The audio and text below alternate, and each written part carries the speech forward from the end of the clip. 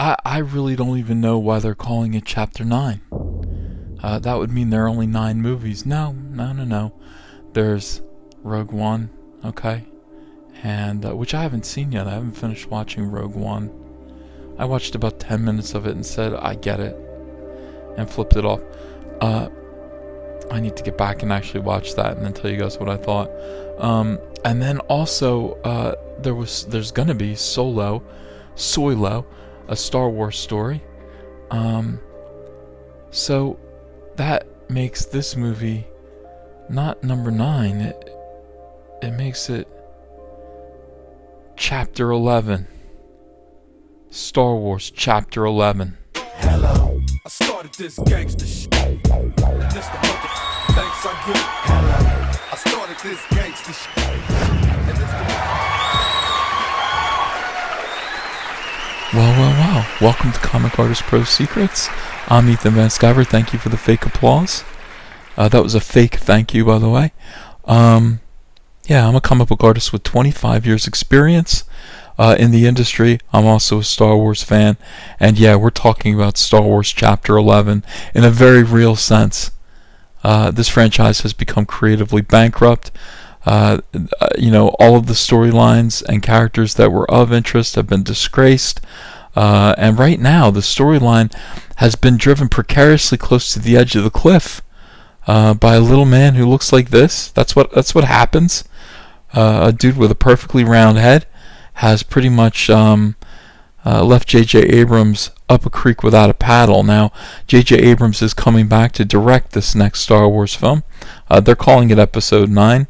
And he is going to have to undo all of the damage that Rian Johnson has done. Meanwhile, Rian Johnson, who made Kathleen Kennedy comfy in the process, has been shuttled off to a different sandbox to sit there and work on a new Star Wars trilogy without any of the original characters. Just get out of here. I'm only reassured because I know that those are never going to see the light of day. Star Wars Chapter 11 is going to finish off the Star Wars films. There will not be another Star Wars film after this. They have scraped the bottom of the bucket. They have acknowledged by bringing back Yoda in this film that basically the only way that they could sell a Disney Star Wars film is if they rely on nostalgia and using some of the old characters from the original trilogy. If they can bring back Yoda, then maybe they can get a few people to come in. Yoda's just a puppet. I mean, they've destroyed Han Solo in The Force Awakens. Destroyed him. They killed him, literally, but first they humiliated him. And then they went on to show Chewbacca and establish that Chewbacca is basically anyone's co-pilot. If you get in the Millennium Falcon, he's going to ride with you. So Chewbacca is no longer Han Solo's loyal ride-or-die friend. I mean, Chewbacca and Han Solo really should have gone out in a blaze of glory. I mean, can you picture the Millennium Falcon, the Millennium with an M at the end? Now it's the Millennial Falcon, now that Rey's flying it. Can you picture that thing? Like 900 TIE fighters, chasing it down, shooting at it. I don't know why, maybe Han Solo and Chewbacca, they have some piece of cargo in there, and they can't be allowed to escape. And that's it. This is their final run. It's their final run. And they, they come face to face with another fleet of 1,000 TIE fighters, and that's it. They're done. And they look at each other and say, well, pal, it's been good. And then, boom, the Millennium Falcon is blown up, just shot at from 100 different angles, and that's it. You just see it crash, the remains of the Millennium Falcon crash into a Star Destroyer and just blow up. Now that's how Han Solo should have died, and he should have taken Chewbacca with him. But no,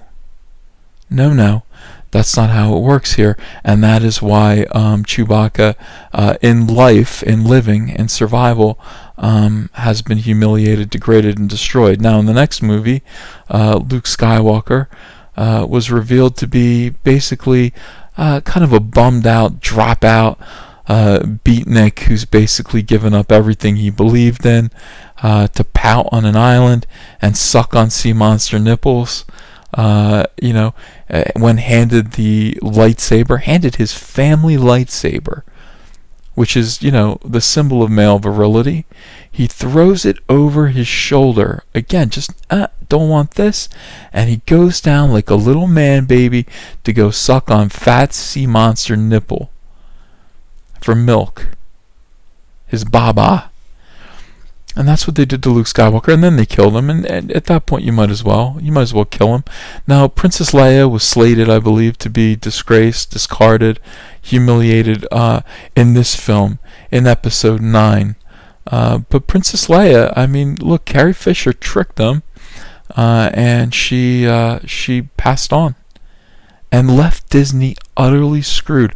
I haven't seen Disney this screwed in an awful long time. It's kind of amusing to watch, and that is why they are now going, well, what do we have left? Jabba the Hutt's dead, Boba Fett's dead, we've disgraced all the original characters. Hey, can we bring back Lando Calrissian? I don't know. Maybe you should. Maybe you should try to see if Billy D. Williams needs a paycheck bad enough that he will endure that kind of a humiliation. Maybe they should do that, and maybe they're already working on that. But what we do know is Yoda shows up. And we do know that without a character from the original trilogy, it seems like they are acknowledging that these movies are not. They might as well go straight to Blu-ray. They might as well go straight to basic cable. You know what? Rian Johnson's trilogy should go straight to VHS. Let's be real at this point.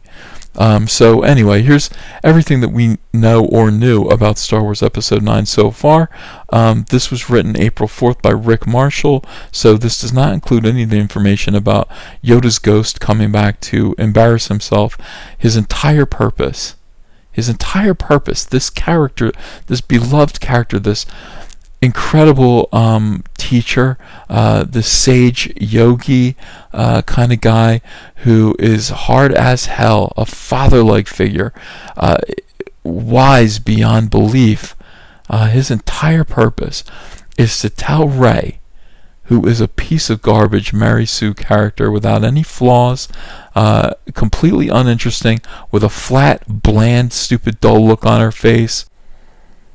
She always has this look on her face like she's trying to figure out how Keyboard Cat learned how to play the piano. No, see, there's a person off screen propping the cat up and bopping him up and down on the piano, and the music is pre-recorded. He's not even really playing it. Well, how does he know which song to play? Okay, so this article presumes that you've just finished watching Episode 8, The Last Jedi, and you aren't punching your family or friends. It hit movie theaters in mid-December. Now, I just saw it a few weeks ago for the first time. So it's still fresh with me. I'm sure it's still fresh with you. I keep it fresh. I keep that wound fresh. That's part of what this channel does. It says you're itching for hints about what's to come. I was headachy and itchy. I'd say that's a fair assessment.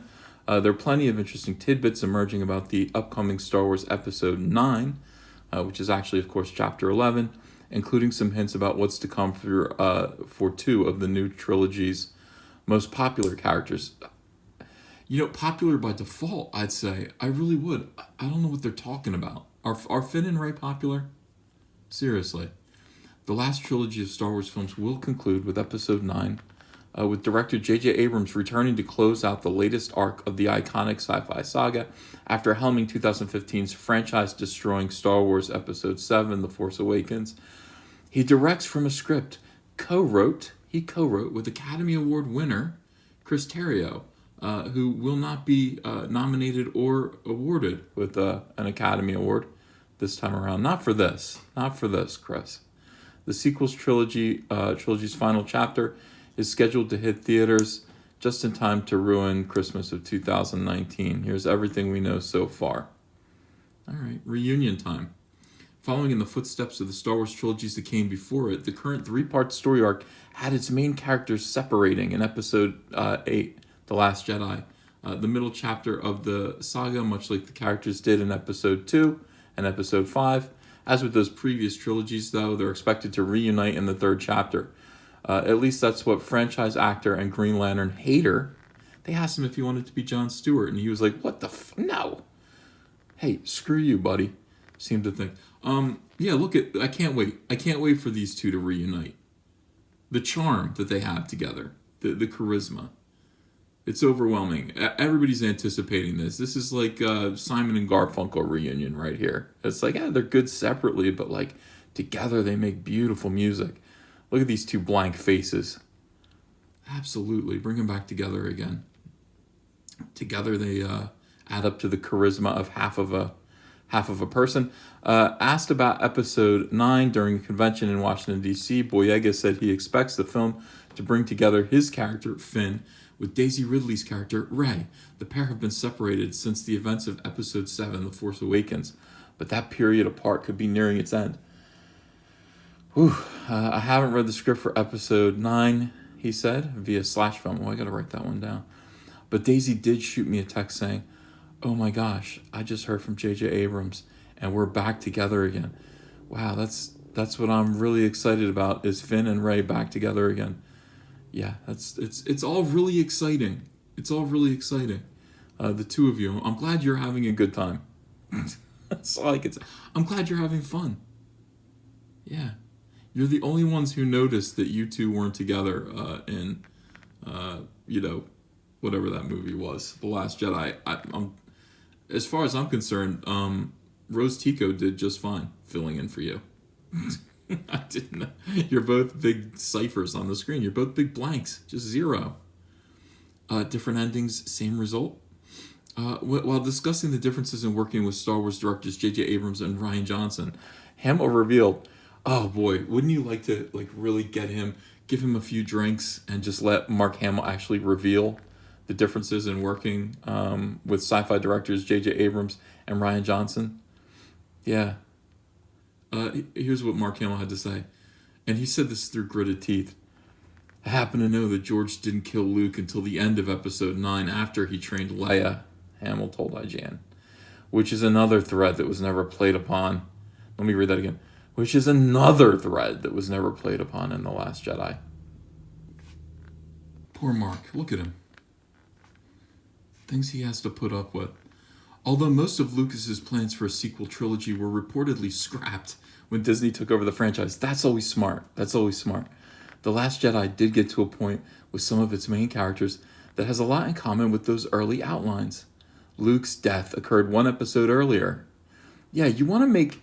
that's the key thing. You want to, first of all, do not consult the creator of the franchise. Like, if Disney were to take over Harry Potter, do not ask, what's her name?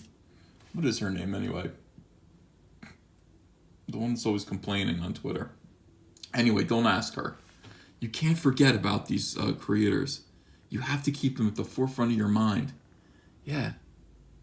What is her name? Why can't I remember it? You guys will tell me in the comments. But anyway, you get my point. Also, feel free to kill off all of the characters as quickly as you can. That way, when you get to your third movie and you're kind of scratching your head and saying, what do we do now? You can resort to your puppets, your puppet characters. Luke's dead, Leia's dead, Han Solo's dead, and now you have puppets. You basically the episode 10 could be about Cy Snoodle's band. That's what you have left. Luke's death occurred one episode earlier. Think about that in terms of money, of box office. Brilliant. George had an overall arc. If he didn't have all the details, he had a sort of overall feel for where the sequel trilogy was going. Well, it's going right into the garbage can. George didn't sense that. He didn't have that sense, though. But this sequel trilogy is more like a relay race, Hamill said of the current saga, which appears to be letting its creative teams take the overarching events in some unexpected directions, too.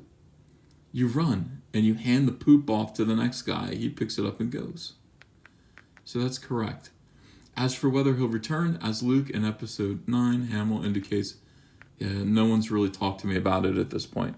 And he's already sending off signals. He really is spending a lot of time, and he has since last week. Something must have happened last week that set him kind of free from his contract, because he really started kind of saying things like, I don't care if I ever come back.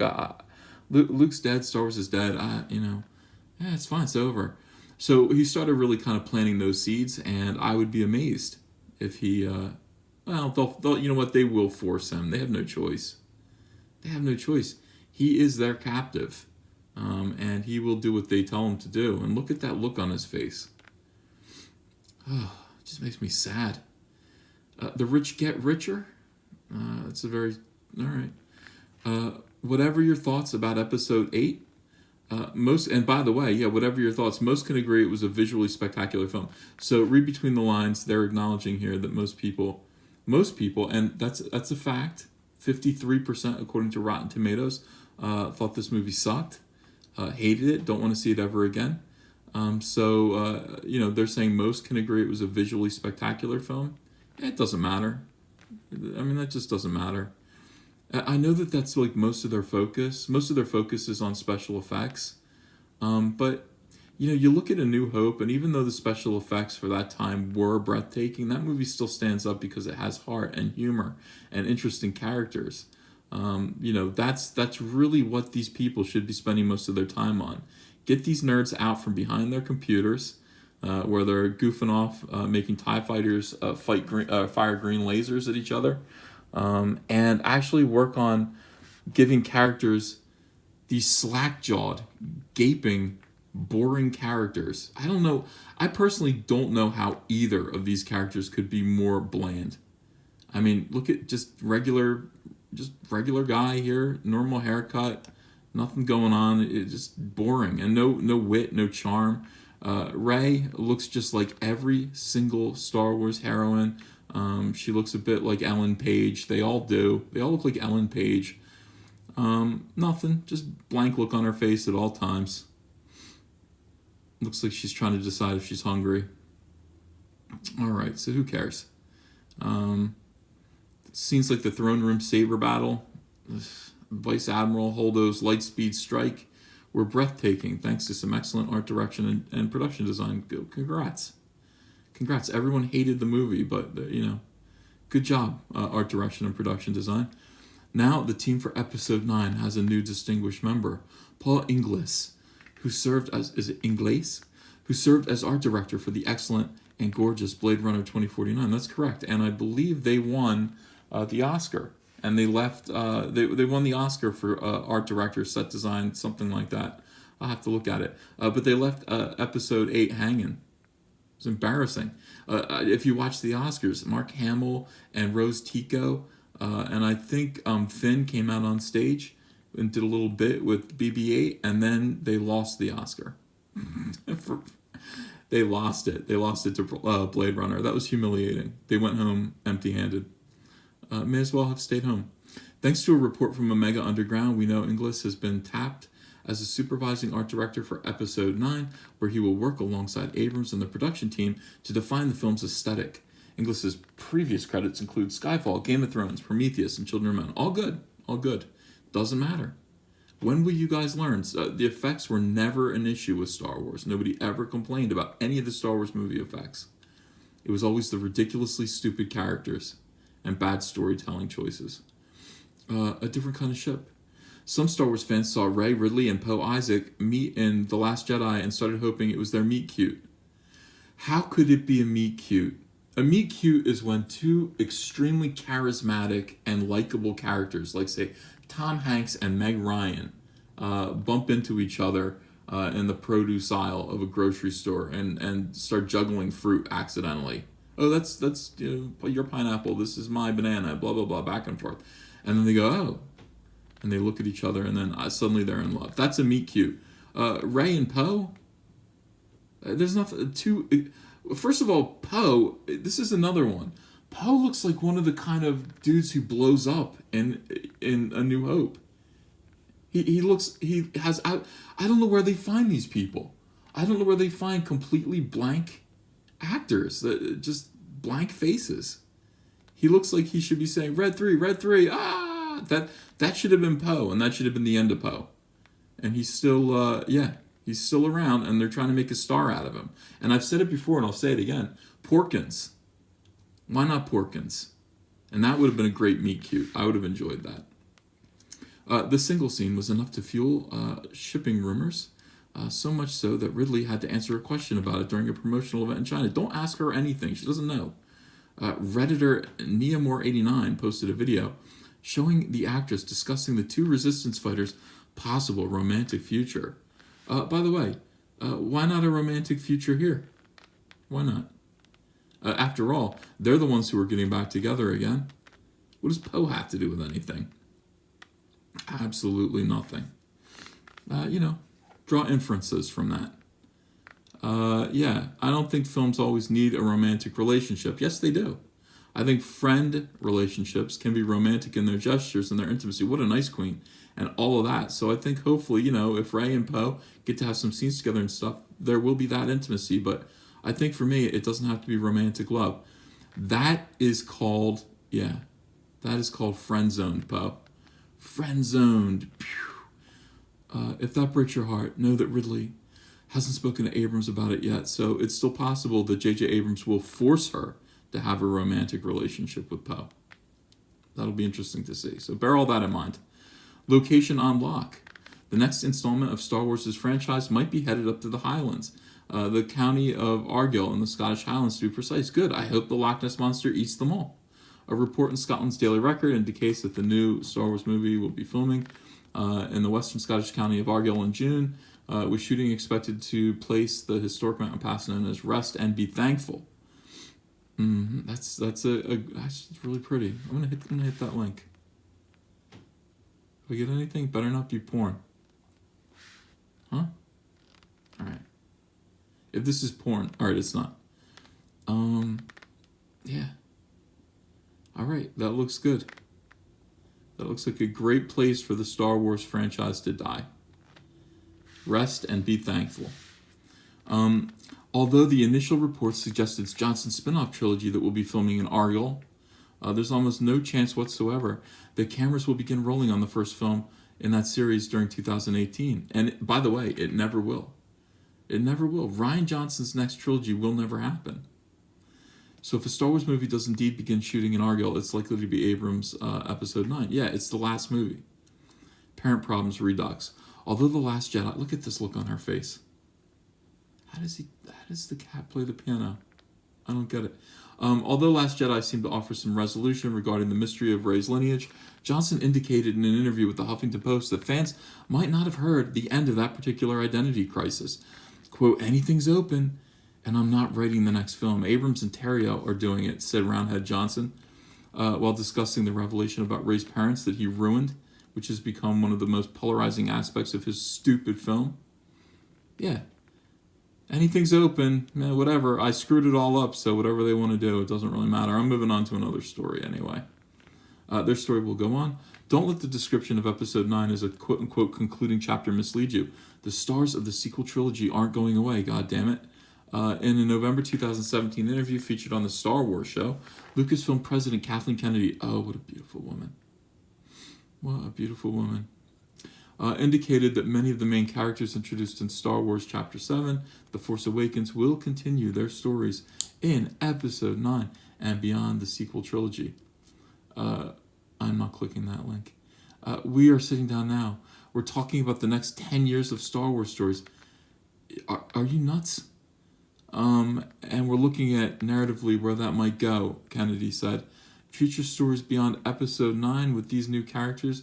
Rey, Poe, Finn. Look at these names. Rey, Poe, Finn. BB-8. BB-8. BB-8's a character. I guess so. But we're also looking at working with people who are interested in coming into the Star Wars world and taking us places we haven't yet been. That's exciting too, because it's a vast galaxy far, far away. Oh, damn you. Meanwhile, Solo goes solo. The next dose of Star Wars may feel far, far away, but don't worry, LucasArts won't leave us swinging in the wind. While we wait for Episode 9, we'll be offered a second anthology movie for the sci-fi franchise following 2016's Rogue One of Star Wars stories. Solo, everyone's favorite shoot-first smuggler, not shoot first, shoot second, and all-around rogue. They've ruined everything.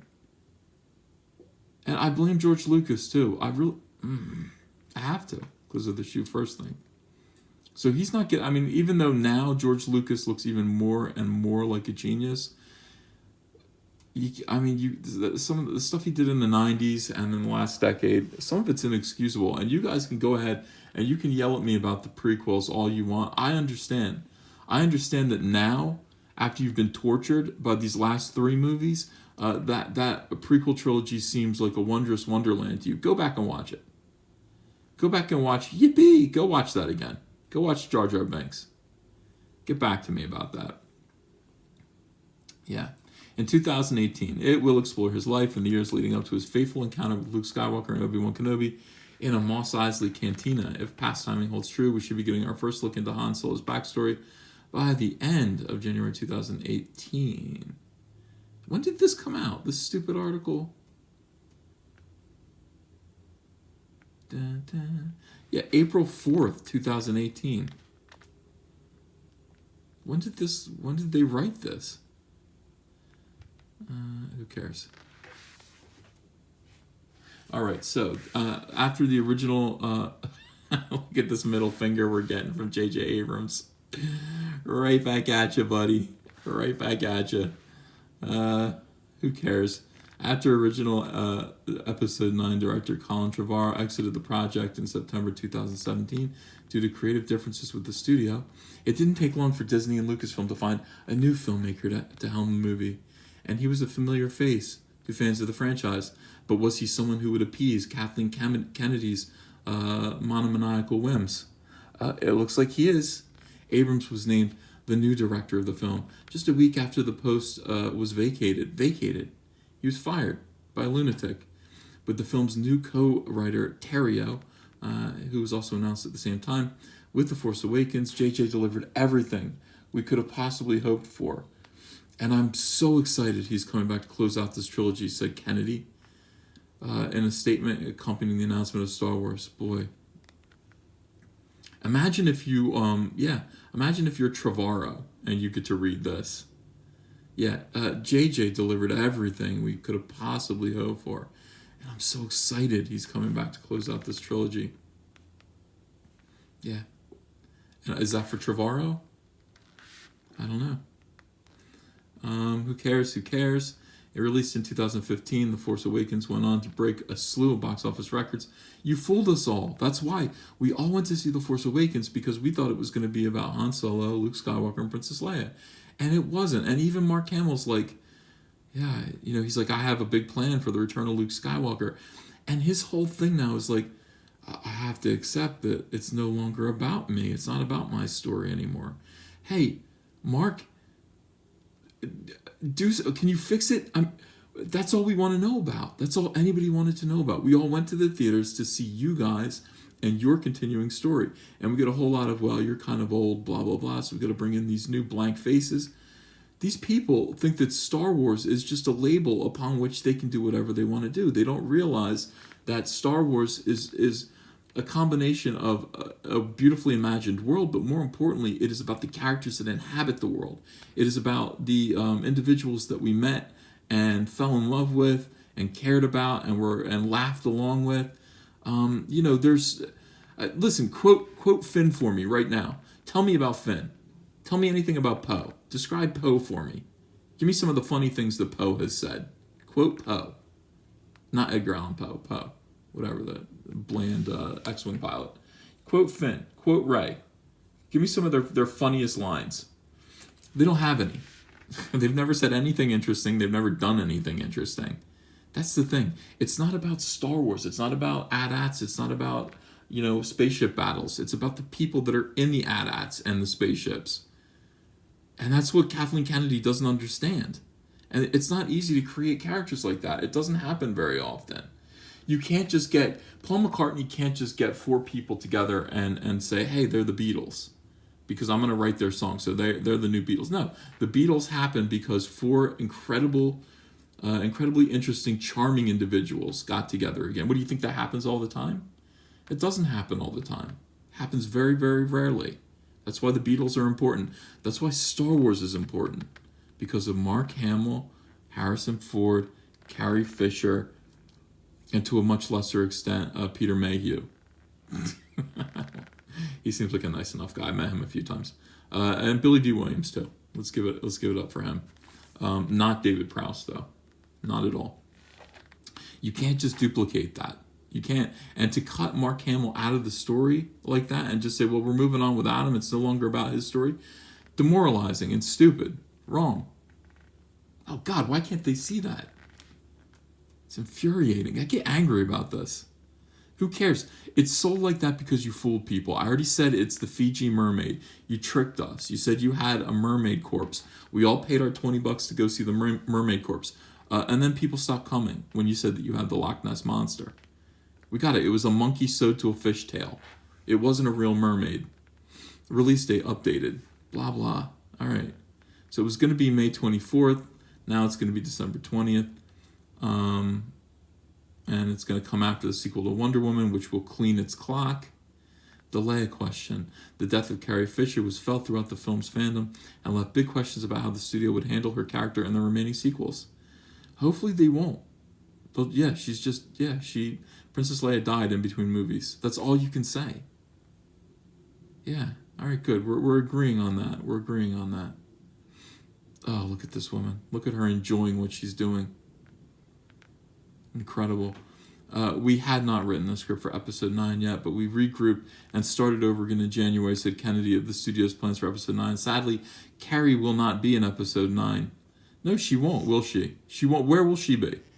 That's right. She is not with us anymore, so she will not be in episode 9. You'll see her in episode 8, which is great. Well, in a way, it's great to see her. It's not great to see her flying through space like Mary Poppins. That is weird. Updated April 2nd. That was when they added the comment, the sad comment from Mark Hamill about George Lucas's original plans for the sequel trilogy. Boy, that really added context to this whole stupid article, didn't it? Again, Mark Hamill just saying, I mean, in so many words, yeah, I know what George Lucas was going to do. George Lucas is a friend of mine. You, Kathleen Kennedy, are no George Lucas, essentially. Look at him. That's my Luke Skywalker right there. Oh. Yeah, this is all, this, it feels like abuse. Like, it feels like physical and mental abuse every day with Star Wars, every day. Shocking. Sorry this video went kind of long, but we had to go over this article and see where we stood. Where do we stand? They don't know what they're doing. This is episode chapter 11, which will actually literally follow, I think, for Star Wars. I do believe that Rian Johnson's trilogy will never happen. The only thing new that's been added to this article since it was printed was they decided that they're going to have to run to Yoda. Yoda, save us. That's it. So let's take a moment to thank our Patreon backers for the month of April. Thank you, guys. Without you, this channel's content couldn't be as consistently wonderful as it is. So salute. Yeah. Those of you who would like to join this community and maybe become a Patreon backer yourself, the link is below in the description, and you can just go and pledge $1 or more per month. And it really does help keep this content coming. So thanks very much. See you again.